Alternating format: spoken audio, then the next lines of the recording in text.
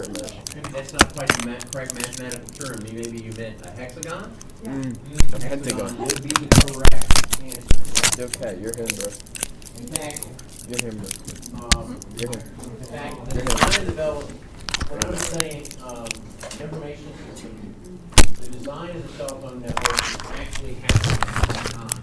And one of the big things that came out was a group of gamers who are actually computer guys working in networking were playing a board game one day, and they suddenly realized, hey, the hexagon on the board game would be the perfect way to actually lay out towers for cell phone communication. Because you could set, because by design, you would have the perfect overlap between the towers. When you're actually going down the highway, your cell phone knows how fast you're going. It has to communicate that to the tower. So that's one of the reasons why your cell phone can be teachable evidence in a criminal case that knows where you are, how fast you're going, because as you're moving along, as you approach the edge of the hexagon, it's going to communicate with the other tower and say, hey, I have so-and-so, and they're moving down the highway at 90 miles an hour, and they're going to pass a call, and I need to pass that call off to you. So if you don't get in a modern cell phone network, you don't get a ton of drop networks because the technology's gotten so good at actually handing off calls through the process. Sorry, my fault. That's how that process actually works. So here we go. Stop it. Happens to be close to the wireless connection you need to connect to a cable. So you need to make sure you have the right cables installed in the right place to be able to provide the best possible network. One of the most common cable type is the twisted pair cable.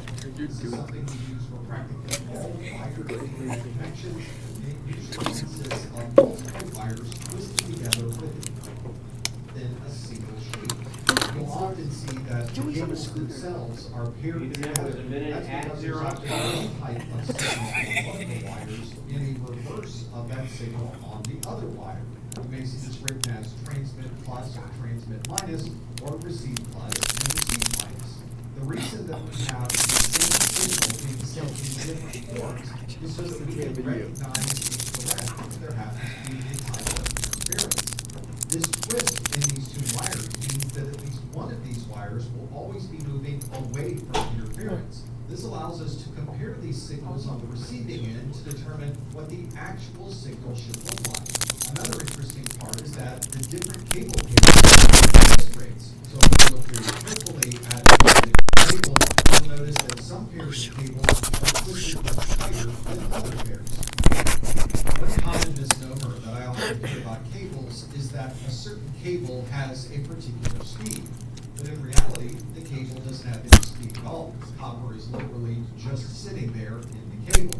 The cable itself is supporting a signal, and that signal is allowing us to send a certain amount of data over that particular type of connection. The specific Ethernet standard that you're sending over that wire determines just how much data you'll be able to move across that particular cable. If you're ever wondering what kind of cable you should be using for the type of Ethernet network that you have, you should go back to the IEEE standards. Those standards will specify the minimum cable type that's allowed for that particular standard, and it will specify the type of signal and the total throughput expected over that cable. To be able to easily determine the type of cable that's appropriate for a specific Ethernet standard, we've created a set of standards called the QoS